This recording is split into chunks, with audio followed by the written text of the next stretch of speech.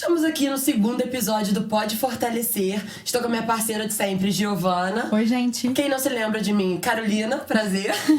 E o nosso convidado especial hoje é o Felipe Nogueira. Fala, Felipe. Carol, tudo bem? Tudo bom? Seja Obrigado. bem-vindo ao nosso podcast. Obrigado por aceitar o convite. Carol, eu agradeço muito, agradeço pela oportunidade. É muito bom a gente poder passar para outras pessoas um pouco da nossa experiência. Tudo bem que eu ainda sou muito novo, jovem, né? Mas tenho aí 7 anos de carreira na advocacia jovem, atuei bastante aí na advocacia jovem. E aí vou passar um pouquinho aí pra galera. Bom, aproveita e conta pra gente a sua especialização no ramo que você atua atualmente no direito. Sim. Então, Carol, eu sou advogado há 7 anos, né? Me formei em 2015 e logo já comecei a advogar. Graças a Deus passei no OAB no 9º pro 10º período ali da faculdade. Tive essa oportunidade aí que Deus me deu, né? E logo depois também já comecei atuando na advocacia pública, então fui subprocurador do município aqui de Vassouras. Posteriormente, atuei na Procuradoria Autárquica do Fundo de Previdência do município, onde atualmente estou como diretor-presidente. Muito bom, parabéns. Legal. Falando agora por mim, né, assim, mas em nome de todos, né, Carol? Obrigada por você vindo, tá, Felipe? E com certeza, assim, é muito importante a gente saber essa visão da advocacia, né? No primeiro episódio, acho que você ainda não sabe, a gente vai revelar aqui agora. Mas eu e o João, a gente também é formado em Direito, né? Eu já atuei como advogada, hoje eu tô na área da comunicação. E acho que isso forçou a gente... Forçou não, né? Mas fez a gente aí puxar uma linha aí pra poder trazer um convidado pra mostrar a realidade da profissão, os desafios. Sim. Então conta pra gente um pouco da sua história. Então... É o seguinte, a advocacia não são flores, né? Sim. Então você já foi advogada, sabe muito bem disso.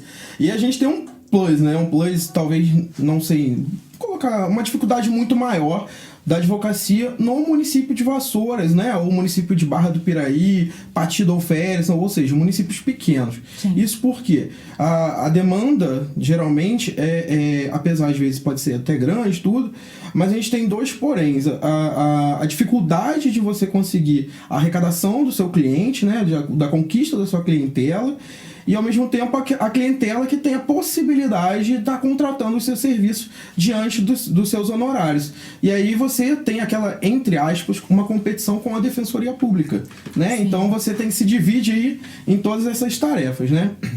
Então acho que o advogado que se inicia na carreira, né? Geralmente, no meu caso específico, eu iniciei na carreira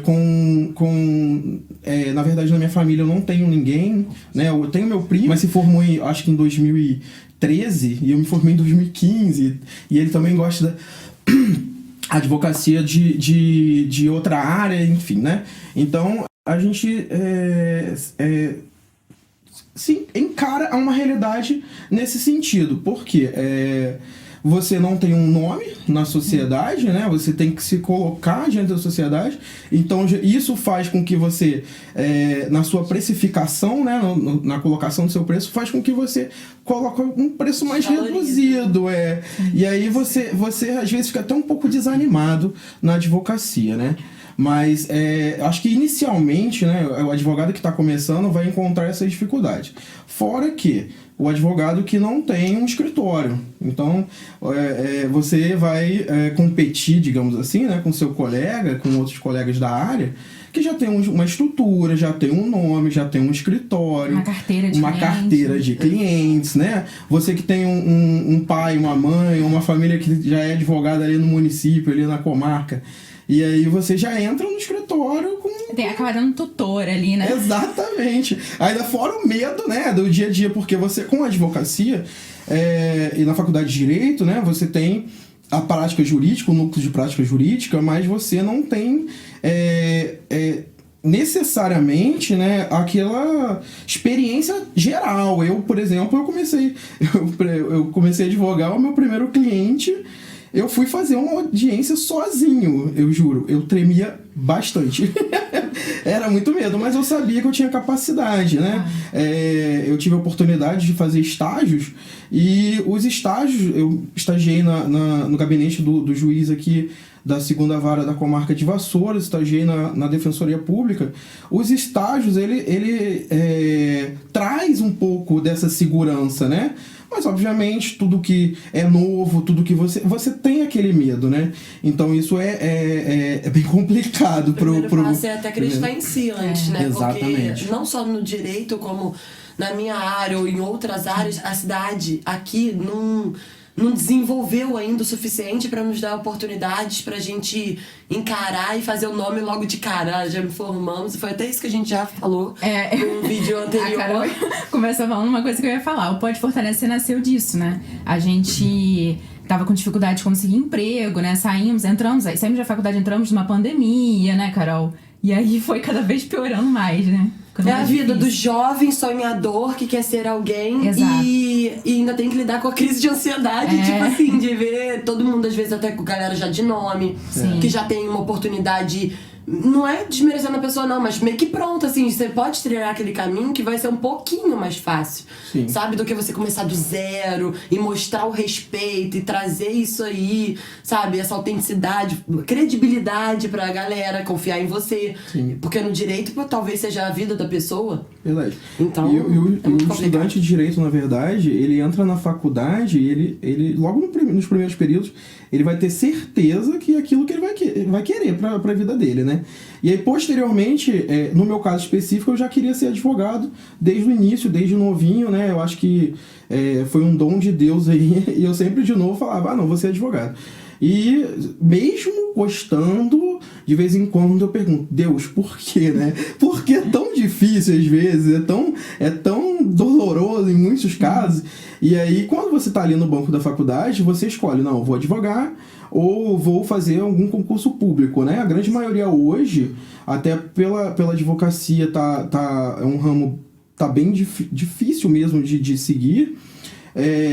Muitos estudantes hoje estão ou indo para outras áreas, né? Que é o seu caso, né, Gil? Ou então eles estão indo. Graças a Deus. Porque senão eu não estaria aqui. Verdade.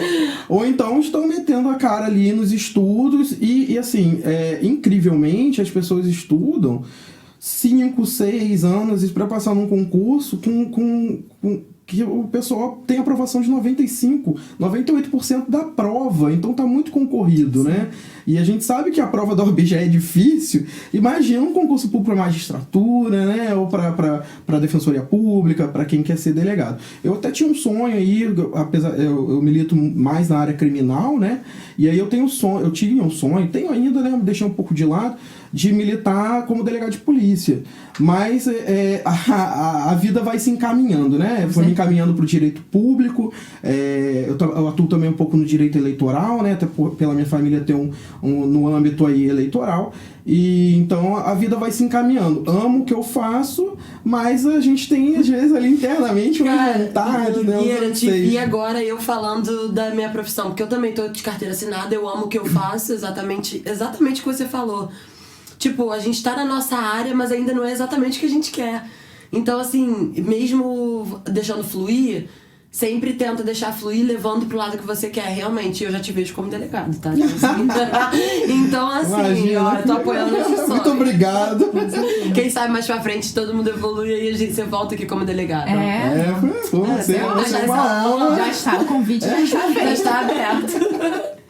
Tem certeza, a gente, que vem, então, né? A gente não pode nunca desistir. Eu, quando tava na faculdade, eu via muito disso, inclusive converso muito com a minha mãe, que tem um sonho de fazer um ensino superior, não fez, estudou depois de mais velha, veio estudar e terminou o ensino médio, com total apoio nosso.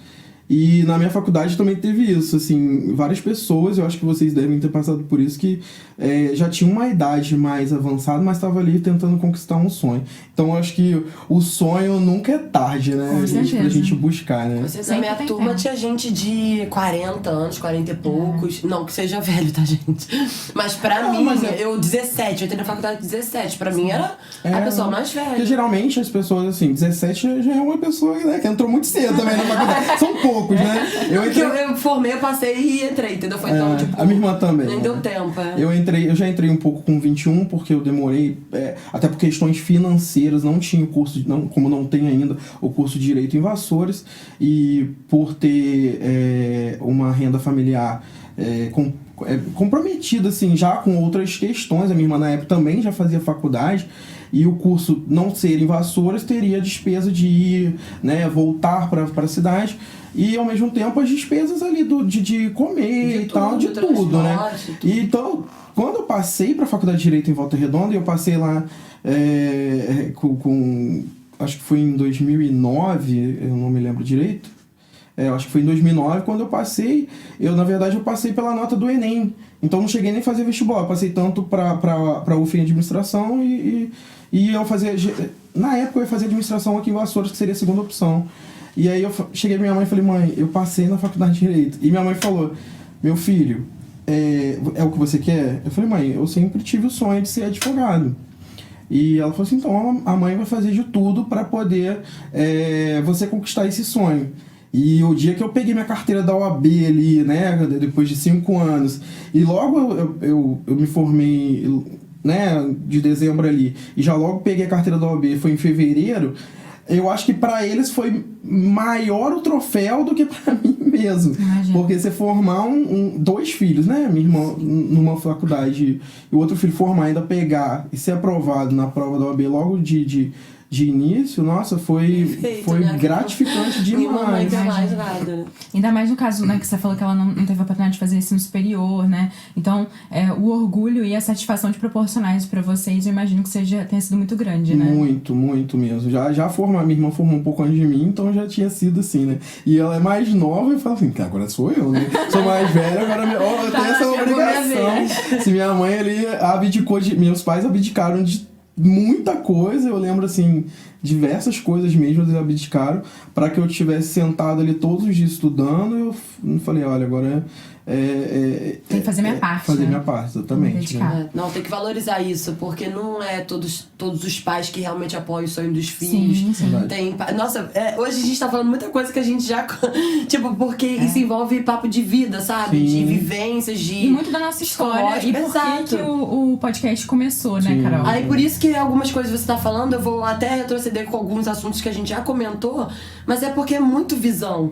E tem muitos pais que não apoiam, tipo, os sonhos dos filhos, faça o que dá, ou não, faça isso que é o melhor pra você, e, tipo, não escuta que a pessoa não é feliz naquilo. Verdade. Então, assim, a gente tem que valorizar muito. Se vocês têm pais que apoiam, família, qualquer coisa mesmo, que vai lá e dá o suporte pra você realizar seu sonho, eu, no meu caso, tô tendo meus pais e meus parceiros aqui, meus convidados que aceitam. Valorizem, gente, porque isso é muito raro. É muito raro acreditar em você e fazerem de tudo pra te apoiar, sabe? Verdade. Ainda mais quando uma família que pode, né? Eu digo financeiramente, com uma estrutura, né? Agora, aquela família que não pode é até considerável, né, gente? Assim, mas a gente sabe que tem outros meios, e a gente vê muita gente esforçada, né? Que não tem um apoio nem de dentro, mas vai ali, faz uma prova do Enem, consegue uma bolsa, né? Consegue um financiamento aí. Sim. E eu acho que isso deve ser muito prazeroso quando você consegue conquistar o seu certificado, né? De conclusão ali de curso, né? Com certeza. Mas por que você falou que, né, sempre quis ser advogado, mas o que te motivou isso? Porque sempre tem aquelas coisas, né? Que, Dá mais por não ter ninguém na família, né? E todo mundo fala, porque você briga muito por seus direitos, você tem muito senso de justiça, sempre tem essas coisas, né? O que te motivou assim? Basicamente isso mesmo, né? Como eu falei, a minha família sempre foi muito voltada para a área política. Entendi. Né? E a área política envolve muito o direito. Na verdade, eu sempre sonhei em ser político. Meu tio foi prefeito, né? Meu pai foi vereador, exemplo, né? Então geralmente se conduz da profissão dos pais, né? Algumas coisas vão ali e tal, mas lá em casa foi até um pouco diferente. E aí, só que não existe uma faculdade para ser político, né? E aí eu falei, eu tenho muito senso de justiça, sempre combati, sempre tive em questões estudantis, né? Sempre ia pra rua, enfim, né? A galera aí que me conhece mais de novo, assim, sabe? Que eu tava aí em algumas marchas, manifestações e tal, mas isso por um senso interno, né? Aquela veia mesmo e tal. E aí eu falei, cara, o que eu tenho mais hoje voltado é o direito. né? Porque o direito vai me trazer o conhecimento técnico para que eu possa conquistar alguns caminhos e, ao mesmo tempo, eu possa ajudar o próximo, porque a política nada mais é que você influenciar na vida das pessoas, né? O político, ele influencia e representa para influenciar e melhorar a vida das pessoas, né? E aí eu falei assim, se um dia eu quero ser um representante do povo... Tô quase fazendo política aqui, né? Se não vota em 000, a campanha já passou. A campanha passou. Já estamos aqui, já estamos... Agora só... Mas se um dia eu quero ser representante A gente já tá preparando, entendeu? Né? Tem 2 anos aí, pelo menos. Entendeu? Pense nos seus votos, procure o Nogueira. E aí eu falei, se um dia eu quero ser representante do povo, eu tenho que ser técnico. Se eu quero ser um vereador, se eu quero ser um deputado estadual, um deputado federal, ou qualquer área do legislativo, eu entendo, tá, gente? Isso é um entendimento meu. E eu acho que a gente tem que caminhar para isso. Eu vou elaborar leis. E quem aplica as leis? São os aplicadores do direito. Sim. E eu falei, não, o direito é o caminho. O direito está envolvido com a política, com assistência, com o justo. E eu falei, é isso. E aí foi. E tanto que me levou também para o direito criminal, para a atuação do direito criminal na atuação da advocacia. Por quê? E até vamos voltar mais no nosso assunto aqui, né? Com certeza. A advocacia criminal, ela existe até um certo preconceito, né? O advogado criminalista. A pessoa fala, mas é advogado porta de cadeia, é porque vai defender bandido. E aí a gente que fez direito, a gente sabe muito bem, inclusive até às vezes, né, o próprio advogado, a própria pessoa, o aplicador do direito, ele ali internamente ele tem um probleminha com o advogado criminalista, né? Mas você ali, primeiro, você é o primeiro a aplicar a Constituição Federal, que é a nossa lei maior. Então você tá ali para fazer valer a lei maior do nosso país. Né? Então, assim, os direitos de vir, o direito à liberdade, são direitos que são previstos na Constituição. Não tá nem no Código Penal em si, tá o direito na Constituição. E eu falei, não, mas é isso que eu quero, aquelas cláusulas pétreas lá. Eu falei, o artigo 5º da Constituição, todo. O famoso artigo 5º, né, e tal. Eu falei, né, o direito à vida e tal. Eu falei, não, é isso que eu quero chegar na população talvez que mais precisa. E eu vou pro direito criminal porque, além de processualmente, eu acho, né, e eu voltando um pouco da minha área, processualmente eu acho mais bonito o processo penal, na área técnica, mas esse lado do direito criminal, ele é bonito na vida tanto nossa e na vida daquela pessoa que você está assistindo, do seu cliente e da família, porque muitas das vezes você vai ter contato 90% com a família e 10, 15% com o seu cliente que está lá preso. Exato. E você tem a dificuldade de você... o nosso presídio mais próximo é Volta Redonda. E aí tem um cliente que está preso em Volta Redonda, outro está em Bangu, que é na capital. Então, assim, a gente ainda tem essas dificuldades, horas e horas de trânsito e tal. E aí geralmente as pessoas, para pagar seus próprios honorários, já está juntando aquelas economias, aquelas poucas economias, então já tem a dificuldade de conseguir visitar o seu familiar. E aí você, o advogado criminalista, que faz a ponte. Olha, o seu filho, a sua esposa, né, que pode ser mulher também, né? Claro. O seu marido tá bem, na medida do possível, obviamente está dentro de um presídio, na medida do possível e tudo. Em contrapartida, você está ali, se debruçando porque nas folhas do processo, e lembrando que atrás daquelas folhas daquele processo existem vidas. Exato. Né? Exato. E você não tá ali simplesmente, né? não são números, pessoa, não são só crimes. E Exato. Crimes, às vezes, que a sociedade recrimina tanto, né? E aí você, não, existem...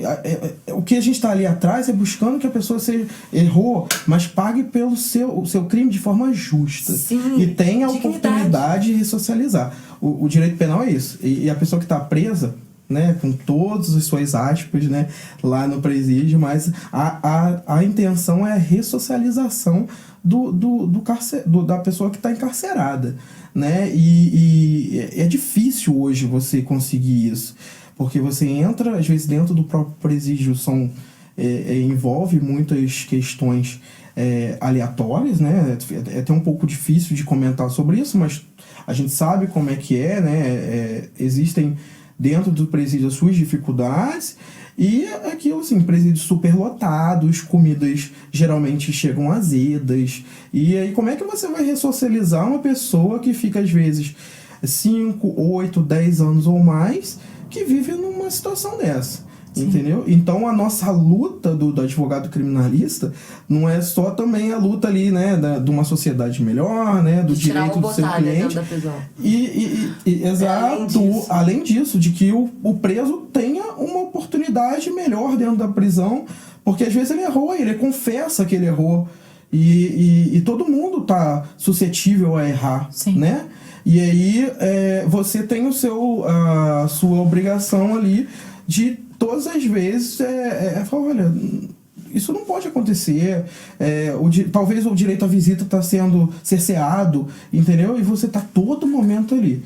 E aí, fora isso, volta, né, aquela situação. Aí tô num presídio lá em Bangu, aí tem uma audiência na comarca de Búzios, então a gente tem as dificuldades do dia a dia de todos os advogados, né? Hoje com as audiências virtuais ajudou muito.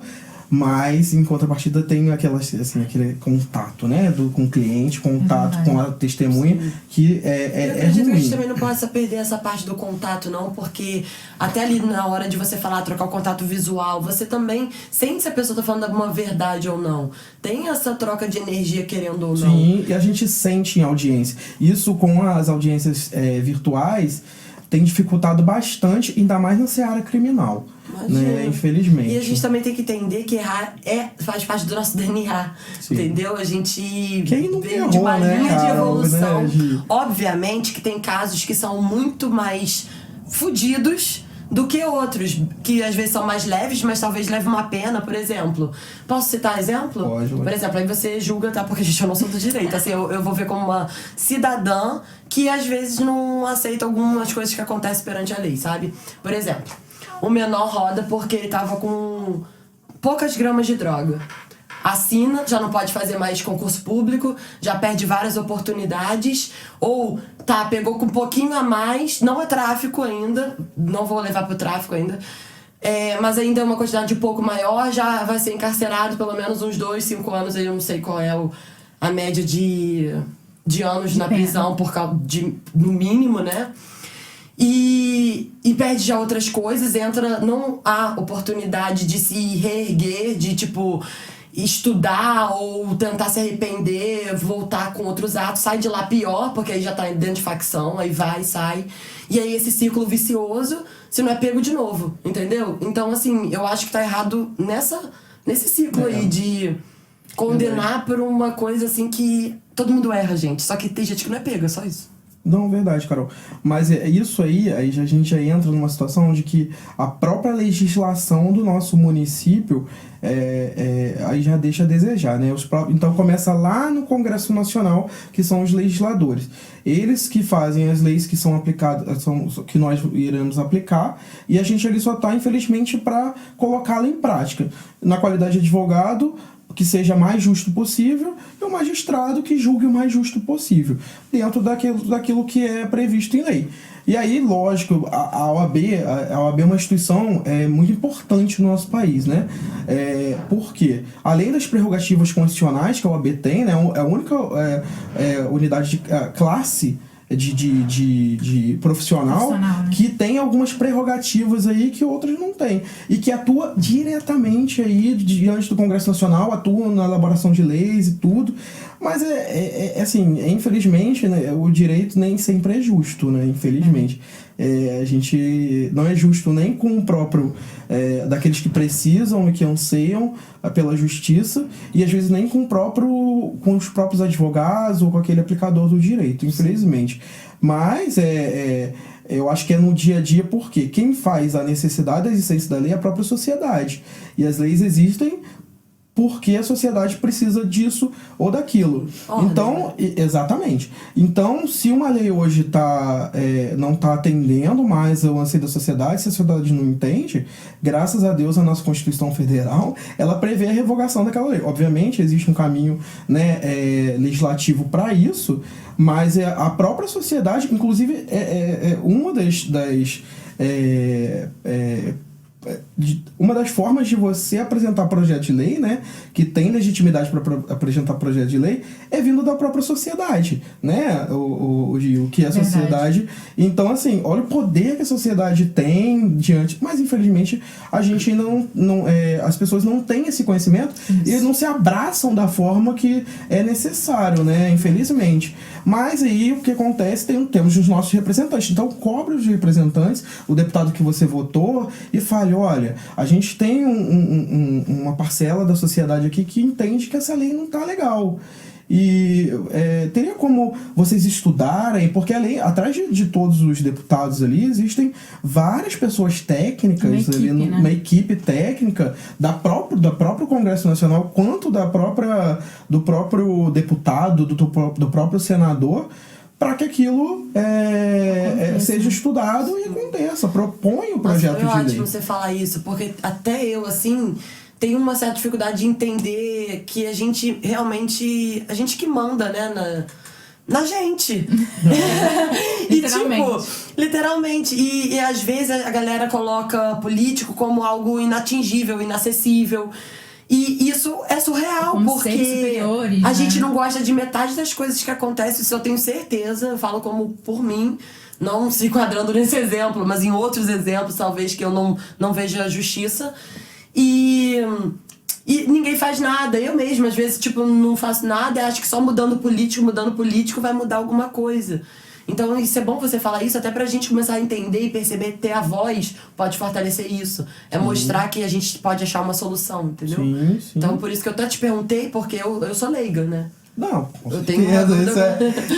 Na verdade, o poder da sociedade é muito grande. E a sociedade, quando se une, você vê, vamos citar um exemplo que teve aqui, é um exemplo histórico, né, que aconteceu na história, independente de lados, polícia e tal, mas a presidente Dilma só foi impeachmentada por força política das marchas ali, dos movimentos que foram para a rua. Então esse é um exemplo da força do povo quando se une. Lógico que tiveram todas aquelas questões políticas no Congresso Nacional, que não nos cabe hoje julgar ou falar, mas é uma questão que eu estou trazendo como exemplo da força da sociedade, o que levou a acontecer, a levar uma presidente da República.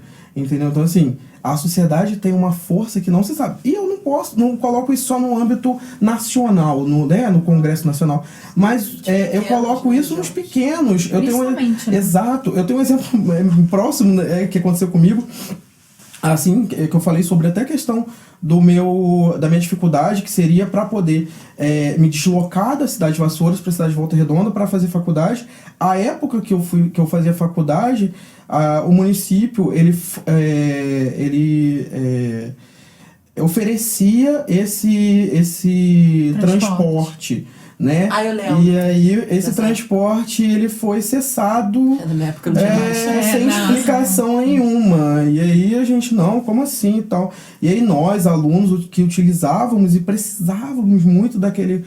A gente se uniu bastante, a gente chamou na época uma TV local e a gente fez vídeos utilizando... Na época não utilizava tanto as redes sociais como hoje. Sim. Hoje a rede social é uma ferramenta que deu uma grandeza, uma voz muito grande, às vezes para uma pessoa. Né? Então, assim, na minha época não tinha. E aí, o que aconteceu?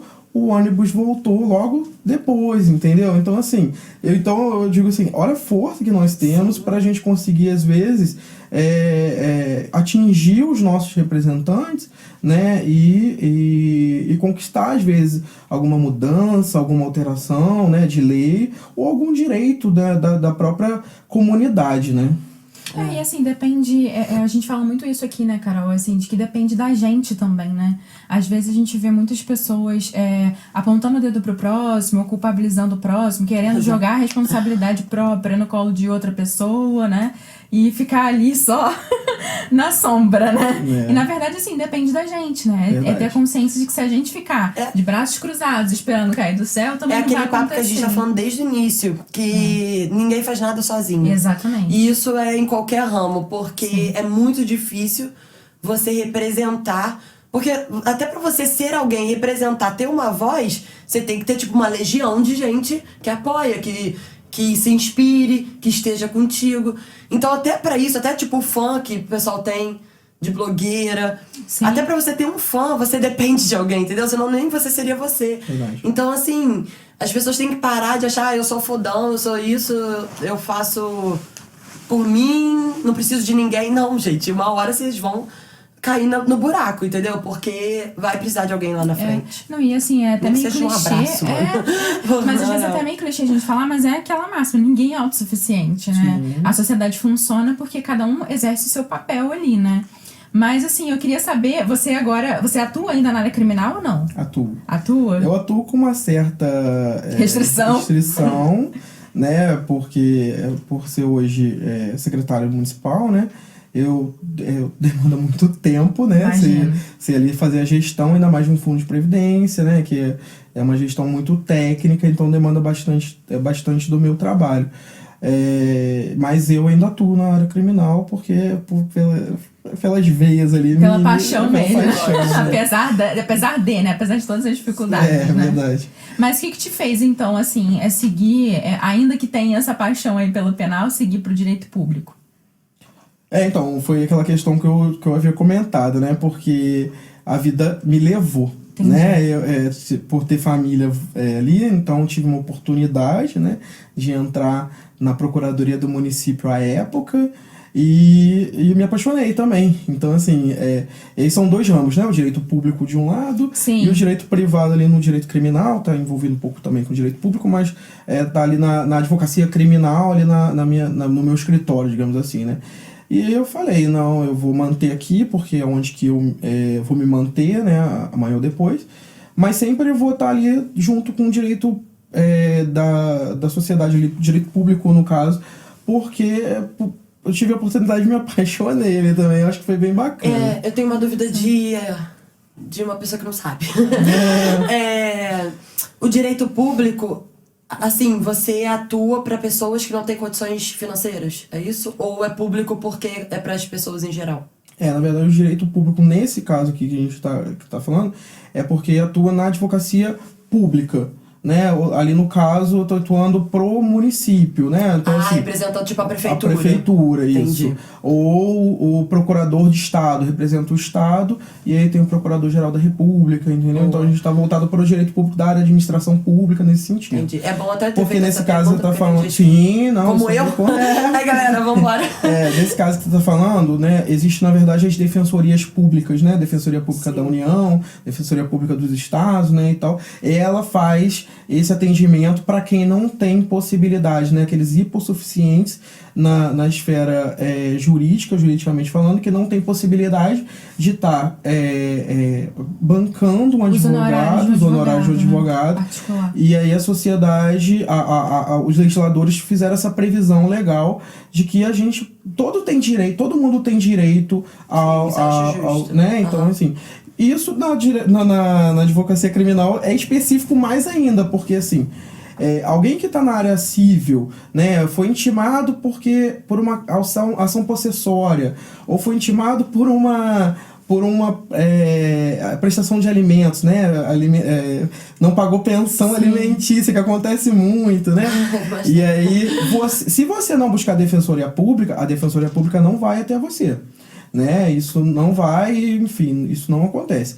Porém, há uma exceção aí.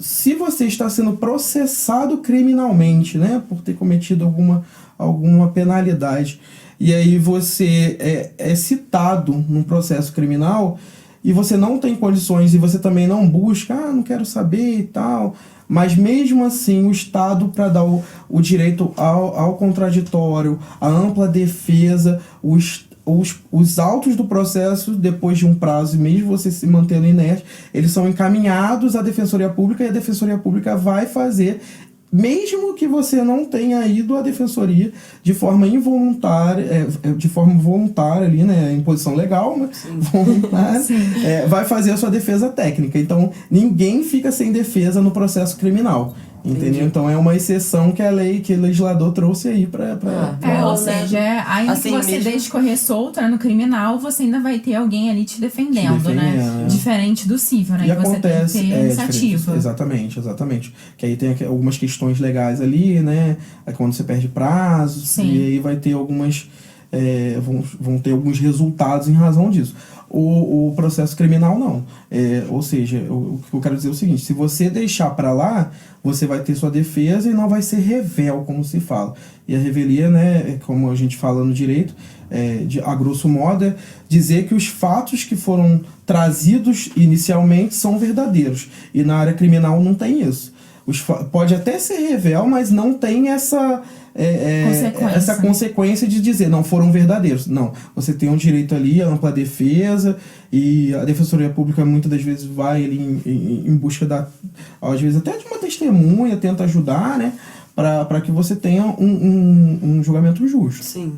Né? E assim, foi muito legal você falar isso, porque tem uns mitos aí dentro do direito, né? A Carol tava falando, porque eu sou leiga, né? Eu não entendo. E quem não é da área sempre tem esses mitos, né? Principalmente com relação a isso que você falou, né? Porque às vezes a pessoa comete um crime, olha lá, já tem advogado, né? Como é que a pessoa consegue defender, né? E, na verdade, o público, talvez, uma parcela dele não entende que, na verdade, é um direito, né? De qualquer pessoa, independente do crime que cometeu, né? De ter um advogado, e o advogado é o advogado, a pessoa que cometeu o crime é a pessoa que cometeu o crime. Exato, né? Não dá pra gente confundir uma coisa com a outra, né, Felipe? Sim, é o que eu havia comentado, né? A gente não tá ali defendendo o bandido, obviamente que a gente vai acabar respingando ele, mas sim tá defendendo que a legislação, que a lei, que eles tenham um julgamento justo e tenha, ou se for condenado, uma pena que ele vai responder de forma justa, né? Sim, dentro do que a lei prevê, né? Do que ele tem direito dentro da lei, né? Isso. Inclusive, ter um advogado, né? Ter um advogado não podemos para ter o ampla defesa e o contraditório. Exatamente. O contraditório, ele é muito bonito, né? Que assim, porque você vai levar o juiz assim, olha, eu entendo que é dessa forma, a outra parte entende que é daquela forma, e aí sim, naquele momento, o juiz vai avaliar, e a gente sabe que tem gente que mente, né, e tudo, e o juiz vai avaliar e fala, não, eu cheguei à conclusão que essa é a verdade e tudo, né. Mas é isso, assim, eu acho que... Mas há casos também do juiz se enganar, né? Sim, por isso existem os recursos, né. Você entrou numa área bem interessante. Eu sou defensora, porque eu sinto que tem muita gente presa que não merece, tá ligado? Sim. E aí eu fico tensa. Por isso que eu virei advogado, eu também acho. Entendeu? Eu fico tensa. E como eu não posso também, tá lá, resolver, como uma juíza ou alguma coisa assim, eu tô aqui eu tô tentando trazer até o conhecimento pro público. Pra pessoa que porque a gente precisa evoluir e a gente precisa de meios pra isso. Eu queria ser um meio, entendeu? Por isso que eu vou te fazer as perguntas até mais ou bobas ou mais cabeludas. Não, mas é interessante falar, porque a forma que você talvez me pergunte, eu vou utilizar termos que eu consigo chegar àqueles que estão nos assistindo. Sim. De uma forma que talvez eu, no dia a dia, sendo de forma técnica, eu não consigo. Com uma linguagem, às vezes, culta, né? Sim. Usando, às vezes, um latim. Fala latim pra gente. Não. Deixar pra outra hora. Com toda a vênia. Mas fala, então. Eu gosto desse assunto. Então, o que acontece? O direito brasileiro e nosso poder judiciário, ele é composto por 3 instâncias, digamos assim, né? Novamente, a grosso modo, né? Nós temos a primeira instância, que são as comarcas comuns aqui, né? Comarca de Vassouras, Volta Redonda e tudo. E aí, depois nós temos a segunda instância, segundo grau, né, que a gente fala que é segundo grau, que geralmente é a comarca da capital, que aí você já vai fazer os seus recursos para os desembargadores. E fora as instâncias superiores, né, o STJ e o STF. E aí aqui a gente vai entrar só em questões sobre ilegalidades ou inconstitucionalidades. tá? Então aqui já a gente entra numa esfera mais técnica, tá? A gente não entra muito no mérito processual, o que aconteceu ali na prática do dia a dia dentro daquele caso concreto, né? Então, eu, Felipe, tive um problema com a Carolina, entrei com uma ação contra a Carolina e perdi a ação. Quem julgou? O juiz de primeira instância, um juiz apenas, um juiz monocrático, que a gente fala. E aí, posteriormente, eu... não contente com isso, existem os meios, né? Não tem um lado que não ser todo mundo sai insatisfeito. A maioria das vezes os processos, eles, até porque os recursos existem para isso, porque quem julga é uma pessoa, né? Então, assim, a cabeça de um juiz, e o juiz, o direito é muito amplo, né? Então, assim, o direito não é só a legislação, depois até comento sobre isso. O direito não é só a lei ali, o direito tem muitas coisas ali para o juiz aplicar. E não querendo, assim, cortar a sua linha de raciocínio, as pessoas às vezes ficam com uma dificuldade de entender que o juiz é um ser humano, né, como qualquer um de nós, e ele vai ter ali visões que não deveria interferir, mas acaba interferindo porque ninguém é máquina, né? Correto. Então, assim, às vezes visões de vida, a criação dele, os valores, acabam influenciando, ainda que indiretamente, né, ainda que ele tente fazer essa separação, nas decisões que ele toma. Talvez um outro juiz entenderia de uma forma diversa, mas a gente tem as leis ali, alguns parâmetros a seguir justamente para assegurar o máximo de segurança jurídica. Exatamente, aí, né? Isso que aí entra nessa questão mais técnica, que a pessoa, ele tem que fugir um pouco daqueles valores que ele traz, que ele é, né? que ele é e tudo, né? Tem os valores da sociedade e tem os valores dele. E para mais um valor, uma questão mais técnica, de aplicação do direito mesmo, né? E aí eu, inconformado, vou fazer o recurso a segunda instância, em segundo grau. E aí o que é bacana é o seguinte, o direito, a legislação brasileira, ela já traz que em segunda instância, esse julgamento já não é mais monocrático, ou seja, existem mais de um juízes, chamados embargadores ali no caso de segunda instância, que vão analisar o seu recurso, e aí quando você recorre a outra parte novamente fala, porque a gente sempre tem essa ampla defesa, né? Tem contraditório, e aí vai analisar... direito de resposta. Isso aí, basicamente, né? E aí os embargadores vão fazer a reanálise do ponto que você entende que foi que o juiz se equivocou no momento da prolação da sentença, e aí aqueles desembargadores vão analisar e chegar numa sentença de segunda instância, que é chamada de acordo, né? E aí, mesmo assim, você tem ainda mais oportunidades, né? Que aí você, mas eu ainda não concordo, eu acho que isso está contra a Constituição Federal, eu acho que isso está contra alguma lei, e aí você vai, né, o seu advogado, ele vai especificar, vai trazer isso, e vai levar o seu processo para a instância superior, né? Para Brasília, ali, no STF, no STJ, nos tribunais superiores do trabalho, né? Os tribunais ali específicos. Mas também não é qualquer caso que chega. Exatamente. Por quê? Geralmente, as pessoas entendem que os processos que vão para a instância superior, eles vão novamente para uma análise do caso concreto. E não é. Na verdade, vai para lá para analisar se foi aquele caso concreto julgado conforme a legislação ou conforme a Constituição Federal. E aí já vai numa área mais técnica. E aí, tanto que não são todos os processos que conseguem chegar. No momento da admissão do recurso, a primeira análise que o magistrado, o relator, vai fazer é exatamente isso. Não, ele está vindo aqui para tentar novamente julgar o mérito da ação, ou está vindo aqui para dizer que, ao julgar a ação, o magistrado se equivocou na aplicação da lei.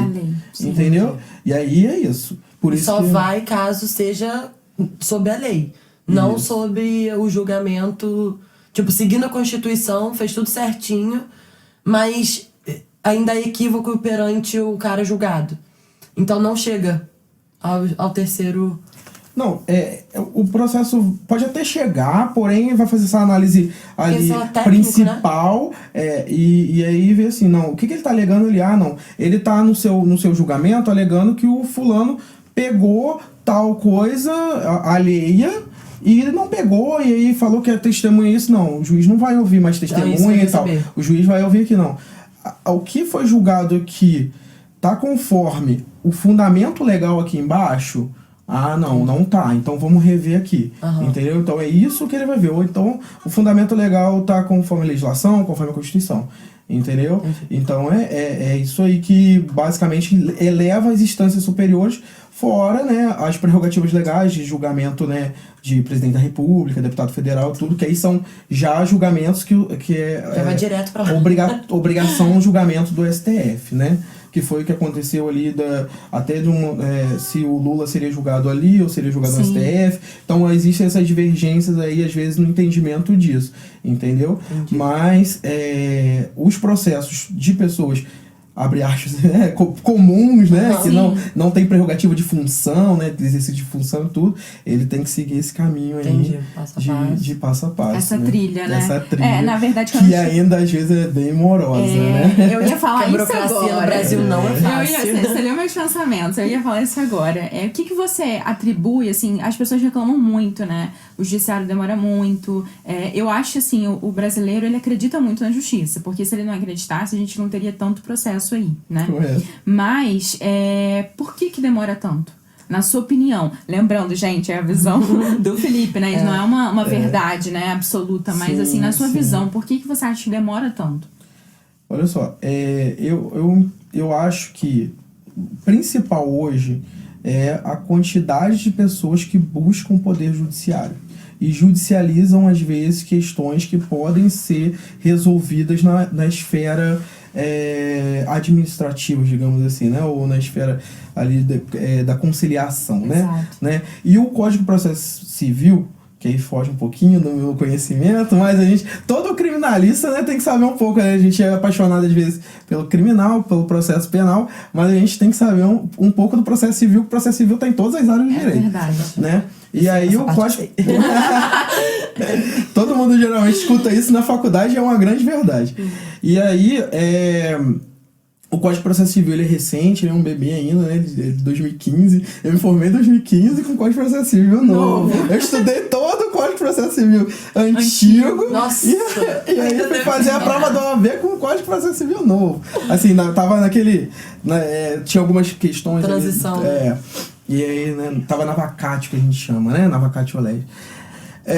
E aí...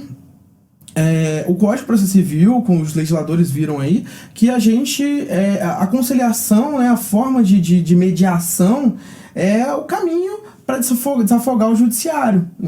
E aí eu acho que é o que vai acontecer. Talvez a gente vai conseguir implementar, o Tribunal de Justiça do Estado do Rio de Janeiro está fazendo um trabalho muito legal sobre a mediação, né? E a gente vai conseguir desafogar o judiciário nesse sentido.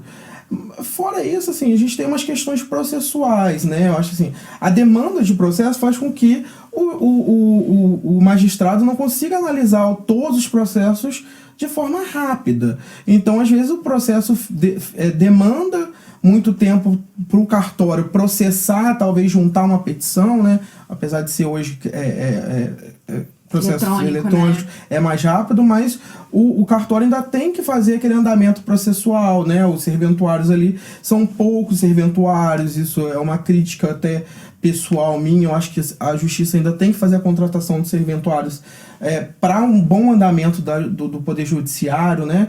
E isso, assim, eu acho que o que eleva mais a morosidade do poder judiciário é isso aí, a busca elevada da justiça e o excesso de processo, né? Aí fora questões ali, né? Prazo, às vezes a defensoria tem prazo em dobro, até a defensoria ser intimada. A gente sabe que a defensoria é intimada um pouco diferente da gente ali, né? A defensoria é intimada pessoalmente, o advogado já tem uma intimação um pouco diferente, né? Hoje tem mudado um pouquinho isso, mas isso traz também um pouco da morosidade, né? Mas eu acho que a principal aí é essa busca enorme do poder judiciário, né, da justiça, para resolver conflitos que eu acho que não tem tanta necessidade. Às vezes assim. Não precisaria o Estado intervir, né? É uma coisa move toda uma máquina pública, tal. Dependendo da demanda, você move promotor, advogado, juízes, serventuários. E aí talvez isso quando fica só na primeira, né? Vai para outra. Então. Ou seja, ainda vai para vários embargadores. E aí você olha assim e fala, meu Deus, 13 anos um processo para dizer que 10 metros de terra era de fulano ou não. E poderia sentar numa sala ali e tentar fazer a mediação daquilo e tal. Agilizar. Agilizar. Né? Então fica a dica, gente. É porque às vezes é uma falha de comunicação ali, uma coisinha que tá desajustada, né? E a oportunidade de conciliação da mediação, né? É muito grande. Soluciona isso, né? Mas assim, eu sei, você falou que não é essa especialidade, né? Só para o pessoal que não é do ramo entender, né? O que seria conciliação e mediação, né? As pessoas precisam pagar para isso, porque as pessoas às vezes ficam, por mais que a gente tenha muita gente aí entrando com o processo, buscando a justiça, as pessoas às vezes ficam reticentes, né? Ah, não, eu vou ter que pagar custos, ou então vou ter que pagar advogado, né? Qual seria aí a saída para isso? Então, existem várias formas da conciliação e mediação, né? Hoje, o próprio Poder Judiciário está fazendo essa mediação, então existem os mediadores mesmo, que é a pessoa que faz o curso, que para ajudar, por exemplo, em Vassouras, o mediador é o padre. Olha que bacana. Olha. Ele fez o curso do tribunal, tá implementando em Vassouras, ele já tem um tempinho, e tá implementando em Vassouras, eu acho que ele estava em outra comarca, e as pessoas que têm um conflito, que buscam às vezes o judiciário, às vezes vem pela Defensoria Pública, ou às vezes até pelo próprio advogado, e o próprio código ele prevê isso, que o aplicador de direito, né, o próprio Ministério Público, o advogado, faça essa mediação antes da interposição de uma ação, de fazer a distribuição de uma ação. Então, o Ministério Público, ele tem essa capacidade, né, de chegar ali filtrar, né, como se fosse um exatamente. Filtro, né? E exatamente isso, né?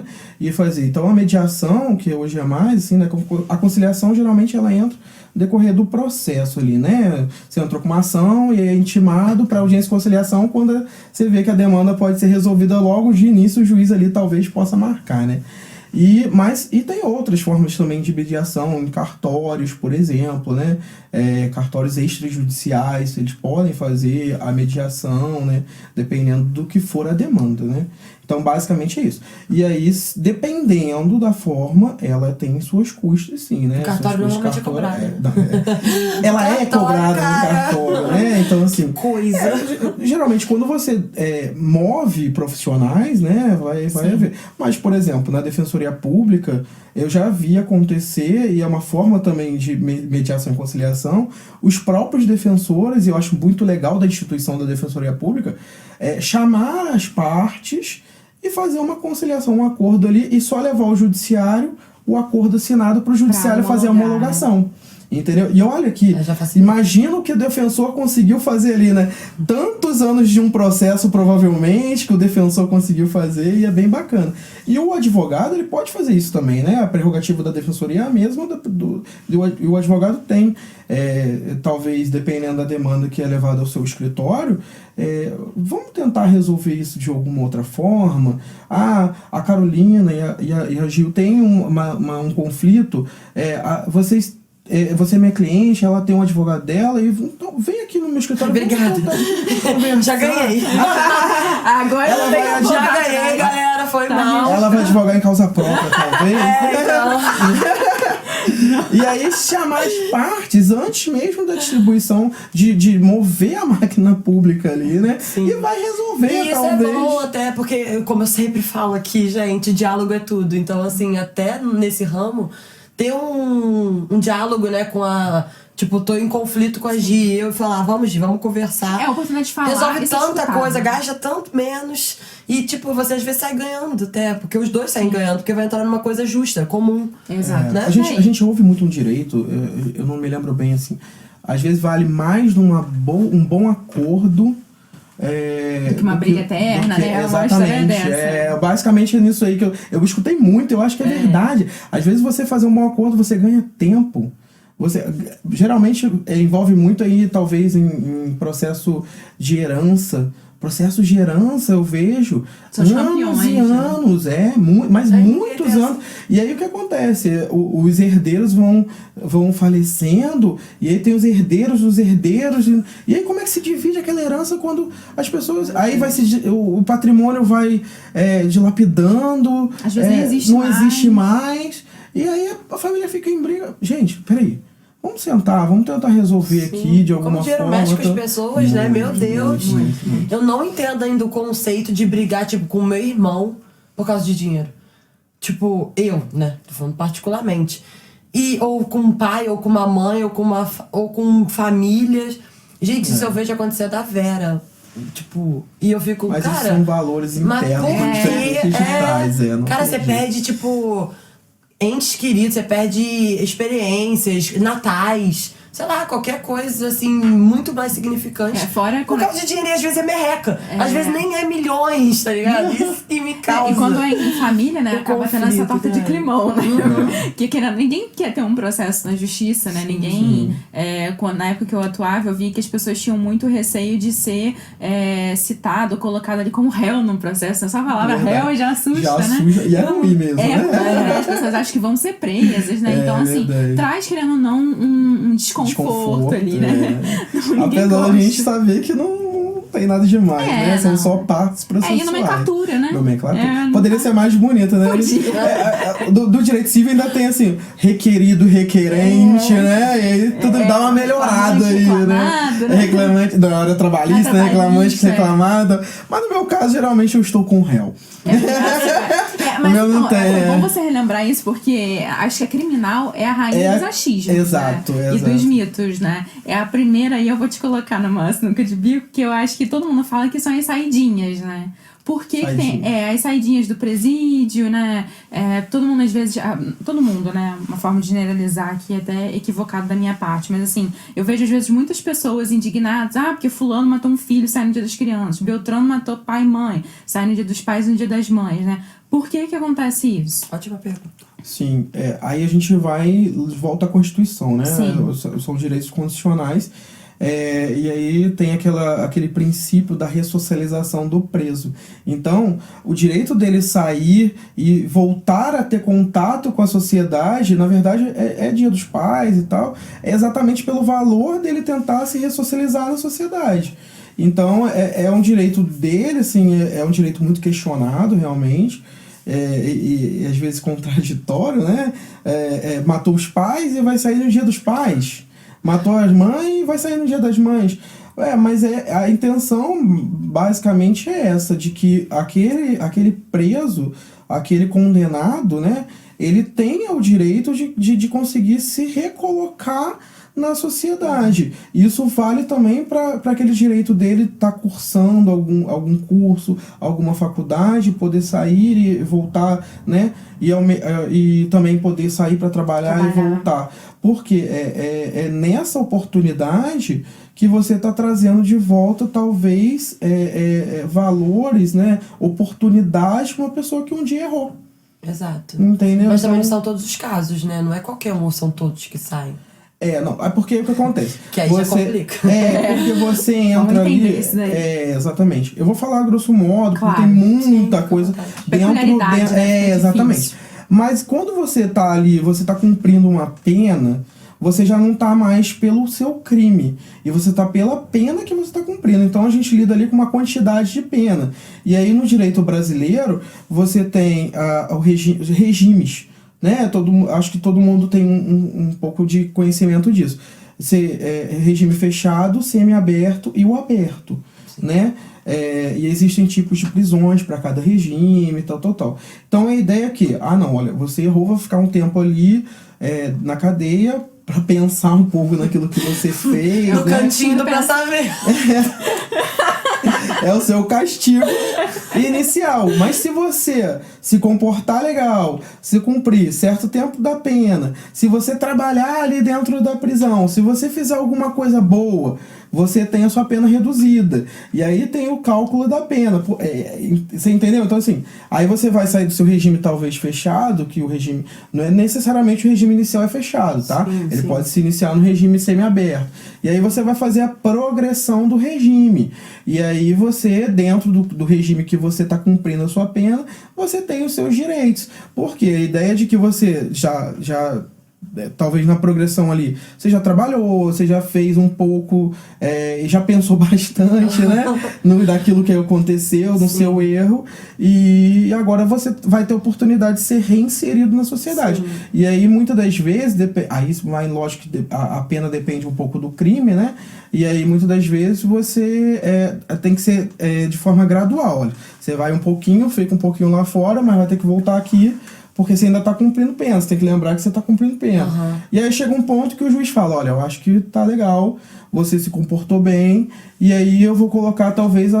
Lógico, existem regras, tá? Existem os caminhos... Alguns parâmetros específicos para cada caso, né? Exatamente. Mas eu vou te colocar, né, na famosa tornozeleira eletrônica.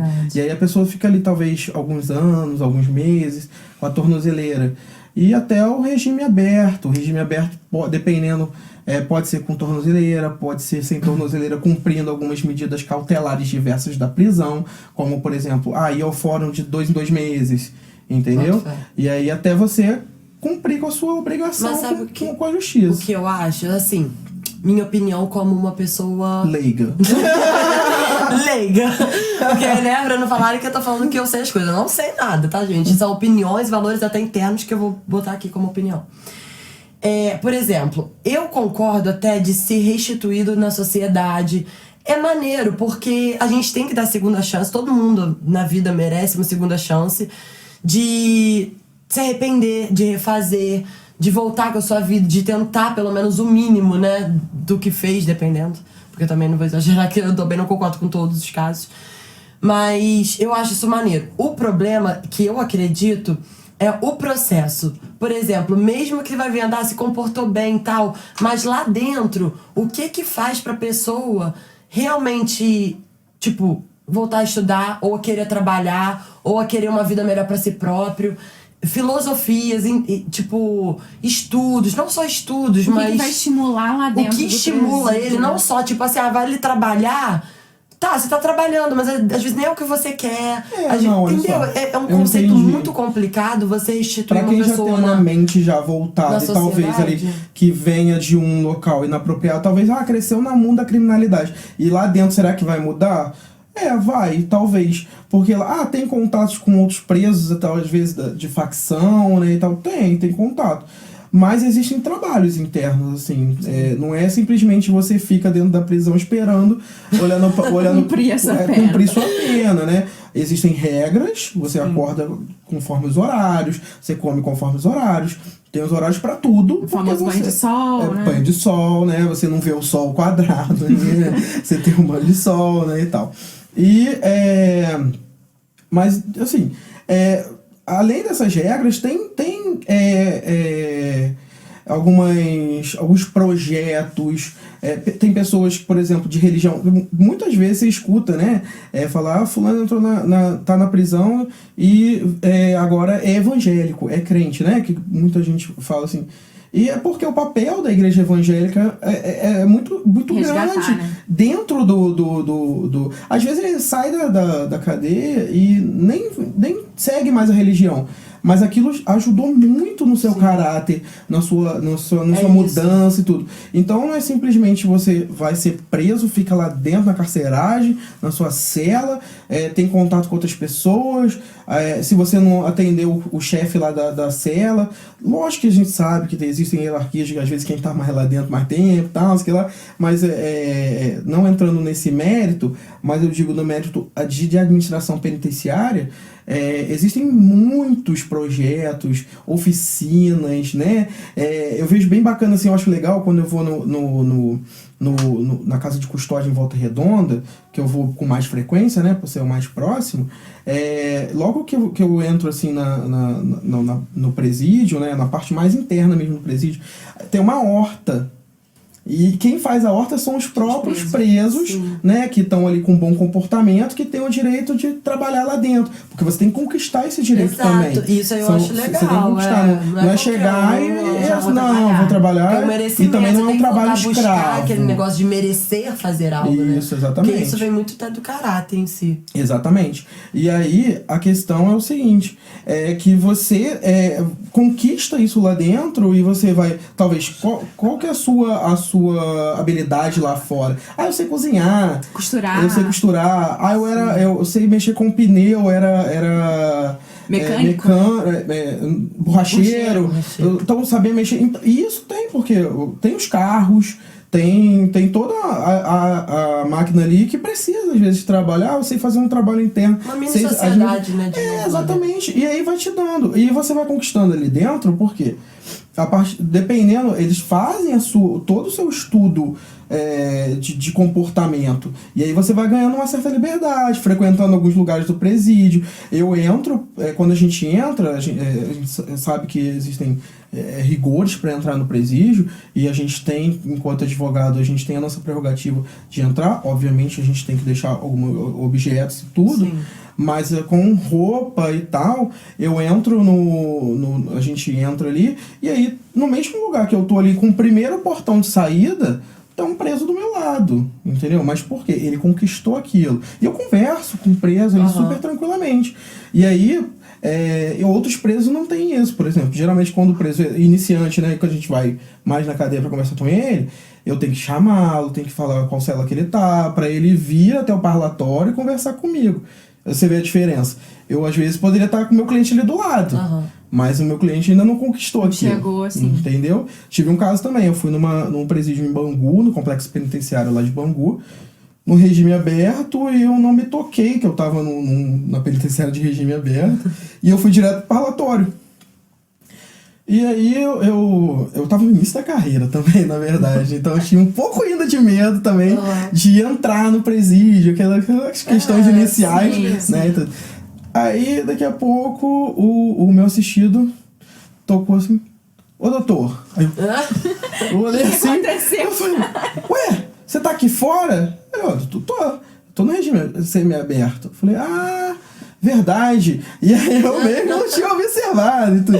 Foi bem interessante ali. Aí foi ali. Aí, lógico, com o tempo, né? A gente vai conhecendo, acostumando, né? As penitenciárias, cada uma, aí você vai vendo, a penitenciária, cada uma tem suas as suas regras, rotinas, você sabe, você conhece mais ou menos como é que é cada uma.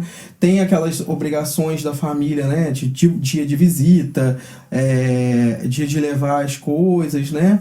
E aí, no dia a dia da advocacia, você vai se agregando diante disso. Como a gente vai rodando muito, olha, a pessoa foi presa. Então, o primeiro passo do advogado é saber qual presídio que ele está. Aqui em Volta Redonda, a gente sabe, aqui em Vassoura, a gente sabe que 90% vão para Volta Redonda ou Japeri.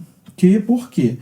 Por lei, o preso em crime de flagrante, ele obrigatoriamente tem que passar por uma audiência de custódia no prazo aí de 24 horas. Né? Na prática aí não acontece muito, mas acontece. E aí, então, os presídios mais próximos que têm as audiências de custódia são esses. Então, a gente já sabe basicamente onde procurar. E aí, a gente fala para a família: olha, o dia de você fazer a visita, faz a carteirinha, que é obrigatório para você fazer visita. O presídio tal, o diretor deixa você visitar uma vez, sendo mãe, pai ou família, visitar 1, 2 vezes, sem a carteirinha, mas corre atrás da carteirinha. É assim, é assado que funciona. E a custódia, o que é custódia? É você levar aqueles objetos que são permitidos à entrada no presídio, algumas comidas, algumas roupas, alguns objetos. Tem uma listagem e alguns, o que é permitido, a forma que é permitida, tá? Porque, por exemplo, o sabão tem que ser levado num saquinho plástico, transparente, exatamente para não ter entrada de objetos não permitidos, de ilícitos, né? Enfim, né? De só que armas, o jeitinho brasileiro sempre tem um jeito. A gente sabe. Isso aí, ó. Eu vejo em filme, tô brincando, gente, que, ó, eu sou leiga. Verdade, eu posso falar o que eu quiser, porque eu sou leiga, então assim. Mas é a verdade, né? Vamos lidar aqui com a verdade. E aí a gente, no dia a dia, a gente sabe qual o comportamento de cada gestão de presídio, a gente já leva ali, já instrui os nossos clientes dessa forma. Né? Infelizmente é com o dia a dia, né? Sim, com a prática. Com a prática. E isso que você falou da saidinha acaba se relacionando muito também com outra coisa que as pessoas debatem muito, às vezes até no próprio YouTube ou nas redes sociais, que é a pessoa condenada a 20 anos, mas só fica 10, né? Por que acontece isso? Isso. Então, no momento da aprovação da sentença, o juiz ele vai dizer o tempo de condenação e qual regime que ele vai né, falta aquela situação do regime, né, cumprimento de regime, qual regime que ele vai cumprir a pena. Então, mas ele é chamado de regime inicial. Por que regime inicial? Porque ele vai se iniciar exatamente naquele regime, é o primeiro regime. E aí o regime, por essa questão da ressocialização, ele vai se progredindo. Conforme o tempo de cumprimento de pena, né, e somado essas questões de você conquistar a diminuição de pena por algumas questões ali que te autorizam, aí você progride do regime e aí vai cumprindo sua pena de diversas formas até ser reinserido ali na sociedade. E tem pessoas que são condenadas inicialmente no regime aberto.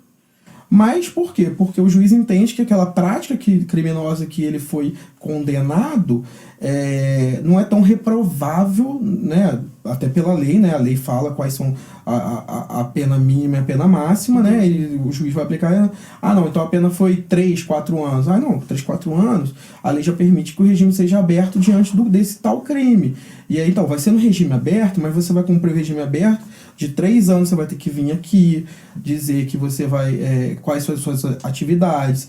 Em 3 anos você tem que... Se você for sair da comarca de Vassouras ou do estado, ou do país, aí depende, você tem que comunicar, tem que fazer solicitação. Então o juiz entende que não é só o cerceamento da liberdade da pessoa, ou seja, a prisão em si, ela é necessária nesse caso. Existem outros meios de pena, porque a pessoa, quem não conhece o direito, acha que cumprimento de pena só está preso. E existem no exercício do processual, né, naquele momento processual, existem as medidas cautelares diversas da prisão, que a pessoa pode responder o processo cumprindo aquelas medidas cautelares, e na execução da pena, ou seja, após ser condenado, existem essas medidas diversas do cumprimento de pena de prisão, dependendo da quantidade da pena que foi imposta no momento da sentença. Pessoa, né?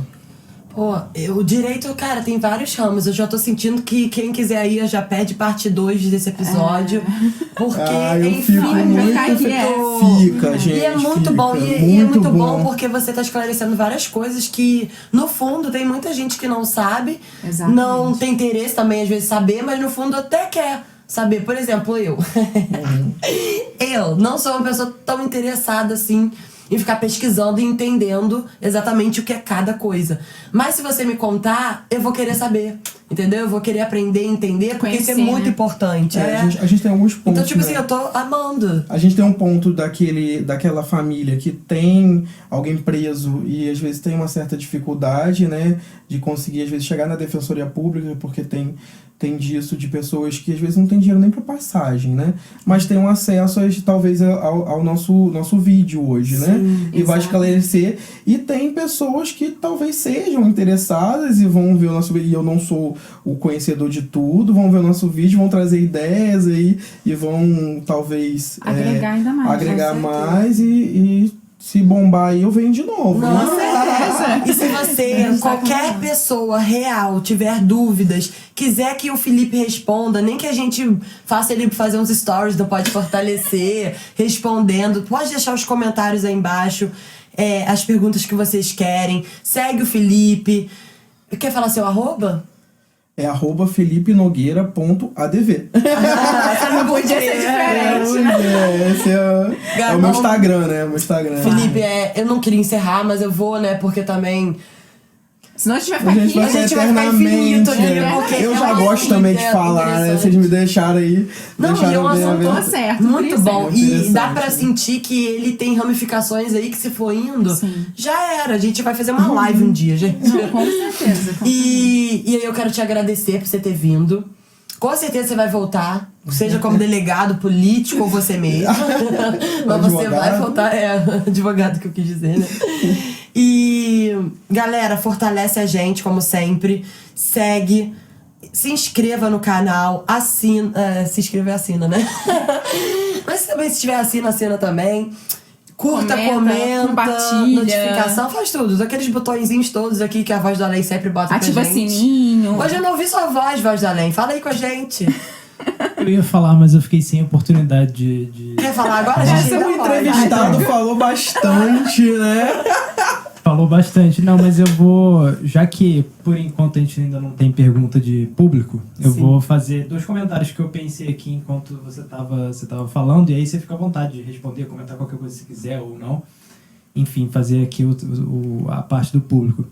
Que foram 2 coisas. Eu acho que foi muito importante, assim, muito legal ouvir você. A primeira coisa foi que, logo no início, você comentou muito sobre a importância que o advogado tem na família da pessoa que está cumprindo aquela pena ou que está passando pelo processo, porque, assim, é claro, né, a gente, às vezes, intuitivamente, quando a gente fala de direito penal, a gente pensa muito na família e, enfim, na vítima daquele crime, mas a gente nunca pensa na família da pessoa que cometeu o crime, que também são pessoas e que sofrem muito, né, com toda essa história. E a outra coisa que eu pensei, né, e aí você, se quiser comentar ou não, é que eu também acho que no direito penal, né, as pessoas às vezes interpretam muito as coisas muito pelas exceções, né? Às vezes muita gente fala, mas no Brasil as pessoas ficam um pouco tempo presas, o limite lá de 30 anos é muito pouco, é um absurdo. E aí sempre a pessoa vai dar um exemplo de uma coisa absurda, assim, de um cara que matou não sei quantas crianças, ou um cara que estupra não sei quantas mulheres, e aí ele vai em casos que, óbvio, são casos gravíssimos e que existem, mas que eles não, cara... não são nem... Minoria. Se for pegar a porcentagem da população carcerária brasileira, eles não são nada. Então, a gente também tem que falar do direito do que é a coisa mais geral, né? Do que acontece mais e às vezes não se pautar só pelas exceções, né? Verdade. É muito bem colocado. A primeira questão é isso, assim. É importante voltar porque a gente faz até... A gente até brinca dentro com os colegas, assim, que a gente faz um papel, às vezes, de psicólogo, né? Além do papel de advogado, assistente social. Lidar com a família. Porque lidar com a família... E, às vezes, tanto no direito criminal, às vezes, tanto no direito de família. Porque o direito de família também tem um pouco dessa questão aí. E aí, lembrando, né, que assim, foi bem colocado, a família não pode ser penalizada, né, cumprir pena junto com aquela pessoa que cometeu aquele crime. E a lei, inclusive, ela traz, às vezes, dependendo da situação, existem requisitos legais, né? Por exemplo, digamos, do auxílio reclusão. O auxílio reclusão também é algo que traz aí bastante comoção, polêmica, bem polêmico, mas a gente tem que lembrar que o auxílio reclusão, ele não é um dinheiro para a pessoa que está sendo que está presa, mas na verdade é um dinheiro trazido para a família, apenado ali, que na época ele contribuía para a Previdência Social, ou seja, ele tinha carteira assinada. Então, quem recebe, na verdade, não é ele. Quem recebe é a família, para a subsistência da família, enquanto aquele que na maioria das vezes, talvez era chefe da casa, fazia. E é esse um dos papéis que a gente, enquanto advogado ali, além da gente ver a parte criminal, a gente está no dia a dia ali... dando suporte na família, né? Que não tem culpa, né? Assim, para o preso, né, o acusado, às vezes para a família, às vezes não, né? Com certeza é uma pessoa querida, mas assim, a família faz o papel ali pelos laços afetivos que ela tá envolvida na situação, né? Mas de dar um suporte até para essa pessoa que tá presa. Mas ela não tem culpa, né? Igual você falou, a nossa lei diz que a pena não passa da pessoa do preso, né? Exatamente. Então, assim, às vezes tem muito isso, né? Da família ser colocada também em questionamento, né? Por causa dessa situação. É o filho do fulano que era traficante, é o filho do fulano rótulos, que matou, né? São os rótulos. Isso é ruim, né? Isso é muito ruim, essa questão aí. E acaba indo contra com essa ideia da ressocialização que a gente tinha conversado, né? Exato. E ainda vai em cima da família, que é pior ainda. Ela já tá sofrendo de ter um parente próximo preso, condenado, talvez às vezes até por anos. Às vezes pai de família, né? Tipo, mesmo errando, tem ali um papel ainda a cumprir na vida de outras pessoas. Então, assim, já tá sofrendo, ainda vê a sociedade cair em cima. É complicado. A sociedade tem que se unir até pra ver, porque são muitos detalhes, gente. Sim. Vocês, você não é mais, mas assim... Você tá com a carteira suspensa? Ou... Não, ainda não. Ainda tô então é advogado. Ainda paga com uma anuidade um pouquinho Mas é porque eu já peguei a salgada. Giovana, entendeu? Então, tipo assim, não. É que ela quer me manter na comunicação, então ela fica... Mas essa vocês mesmo, né? Sofrem com isso. Sim, sim. Porque ver uma família sofrer não é fácil. Muito, gente. Nossa, é muito ruim, talvez, assim. Foi o que eu tinha falado, assim. Às vezes a família é uma família desprovida de uma questão econômica e tá ali, às vezes, juntando uma grana para pagar os honorários do advogado para ter um julgamento rápido, né, no sentido que o advogado vai, busca, impetra habeas corpus e tal, e também para ter respostas ali, vai no presídio para mim, vê aquilo e tal, e muitas das vezes não tem nem condições de talvez ir no presídio e tal, então você tá ali fazendo aquele papel, olha, tá bem, eu fui lá, conversei, dei seu recado. Quando a gente entrevista o preso e a família, muitos recados são nesse sentido. Fala que eu tô com ele, que eu não vou deixá-lo, que eu tô aqui fora e vou orar pela vida dele. E eu me coloco no lugar, assim, eu falo, não, pode deixar, eu vou falar. E eu passo todos os recados, assim, porque eu sei que aquela pequena frase, né, vai ser importante para quem tá lá dentro, preso, e pra quem tá aqui fora. Olha, eu falei e ele falou que te ama. Isso, e às vezes dá uma força até pra ele ou pra família, né? Nossa, isso muito grande. E aí volta naquela situação, né? Por que eu fiz o direito? Foi pra isso. Entendeu? Pra sofrer junto.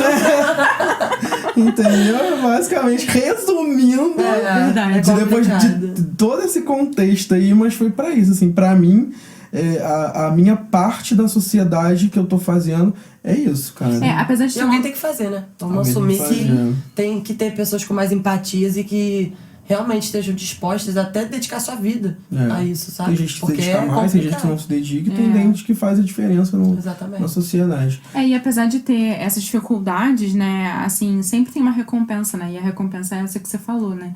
É o reconhecimento do seu trabalho e a sensação de dever cumprido, né? De você poder ajudar da forma que você pode, da maneira possível, uma outra pessoa, né? Tecnicamente, né, a minha recompensa eu peço esse alvará judicial, alvará de soltura. E da família entrando em contato, doutor, muito obrigado. Né? Mesmo às vezes não sendo uma absolvição, mas doutor, a pena foi justa, muito obrigado pelo papel que você fez ali, desempenhou no decorrer do processo. Isso é gratificante, sabe? Porque ao decorrer do processo a gente é muito também penalizado pela família. Não tá andando o processo, o que tá acontecendo? Não vai marcar audiência? O julgamento vai ser quando? E muitas das vezes não é o advogado. A gente vai lá, despacha com o juiz, pede pelo amor de Deus, juiz, faz isso, faz aquilo. A gente volta na nossa questão inicial, né? Que depende da máquina do judiciário, que muitas vezes estaria até sobrecarregada. Né? Então a gente faz o máximo possível. Às vezes o juiz fica ali chateado com a gente, né? Por estar, às vezes, todos os dias ali batendo na porta dele, ligando para um serventuário, pedindo, olha, junta esse documento e encaminha o processo para conclusão para o juiz analisar, por favor. Aí não faz, aí 2 dias... Eu liguei há 2 dias, tem como juntar? Esse é um papel chato nosso, que às vezes assim, eu às vezes chego no fórum e falo, oi, tudo bem? Eu liguei assim, desculpa ligar tantas vezes, é super sem graça, mas é o meu papel. Você tem que fazer, exato. Papel. Eles entendem um pouco, eu sei que às vezes eles devem falar assim, lá vem aquele advogado chato. Mas é isso, eu tô ali pra isso. Faz parte do ofício, né? E é isso, não tem, é o papel do advogado, né? Faz parte da carreira, né? Mas é aquilo que eu falei, né, Felipe? Junta uma coisa que acaba tendo sua recompensa, né? Toda profissão tem a sua dificuldade, né? Os seus desafios no dia a dia, né?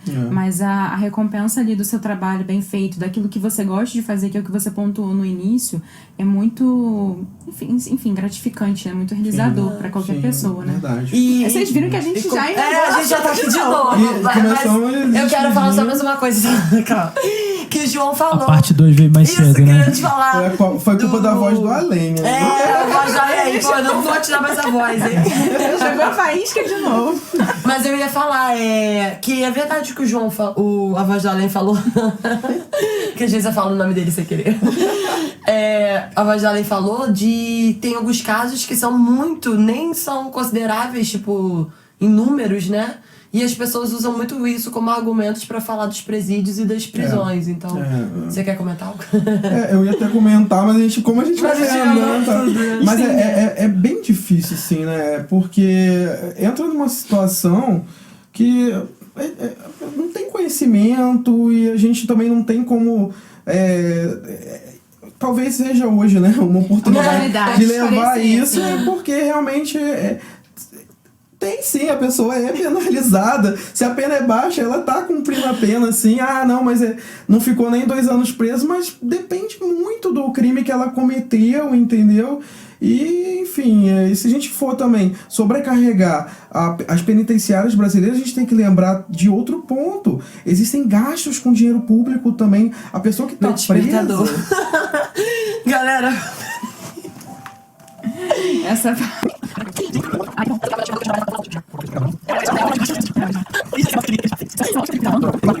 Então a gente tem que entrar no sentido de que a pessoa que está presa, ela tem um gasto na máquina pública, né? Então, eu não tenho números agora, eu me lembro sim, mas são tantas informações, né? Mas eu sei que cada preso tem um gasto, assim, exorbitante para a administração pública, que poderia ser gasto talvez para outros fins, né? Os fins aí essencialistas, né? E tal.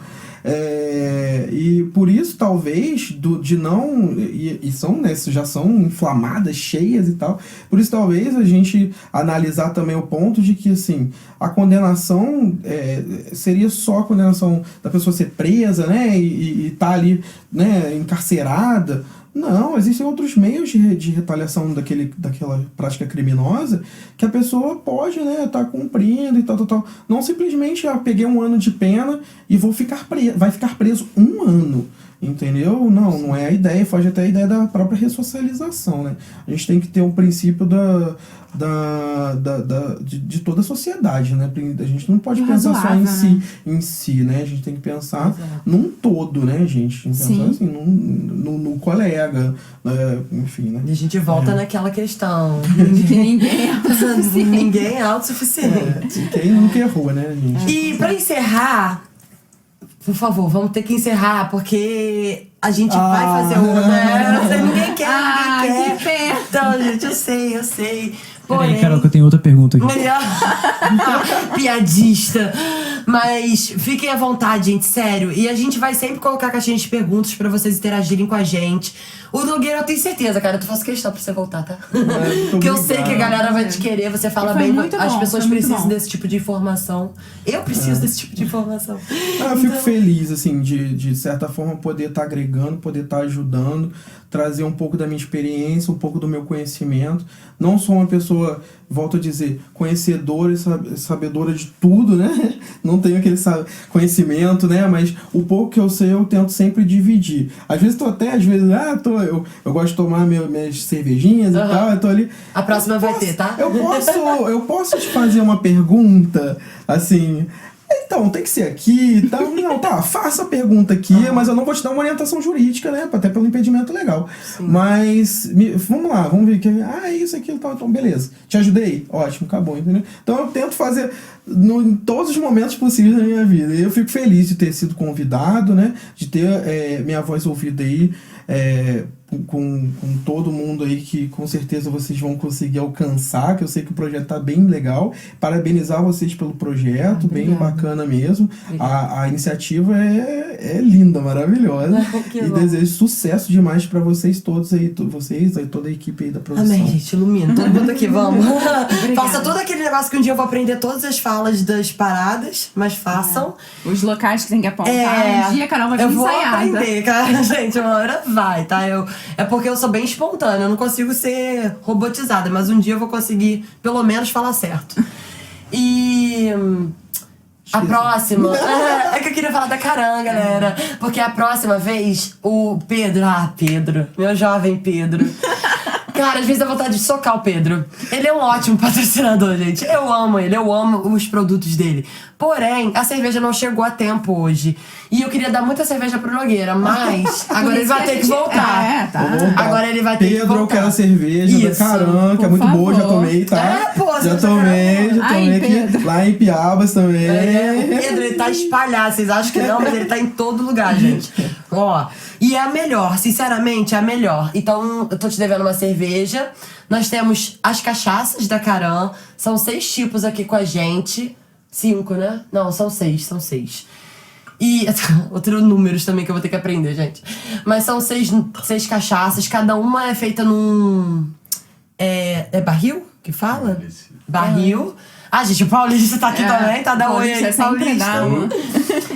São 6 tipos de cachaças, cada uma feita em um barril diferente. Tem a fábrica Demétrio Ribeiro. Aquele rolê que vocês já sabem da Caram, é só dar aquela fortalecida, né? Então, o que eu ia falar é aquele Google, manda aquele Google. Coloca no Insta, o @ vai estar aqui embaixo pra vocês. Entrem em contato. Logo, logo a gente vai sortear mais, vai rolar código de desconto. E, gente, vem muita novidade. Então, assim, experimenta porque vocês vão gostar. E gostando, vocês vão acabar ganhando da gente.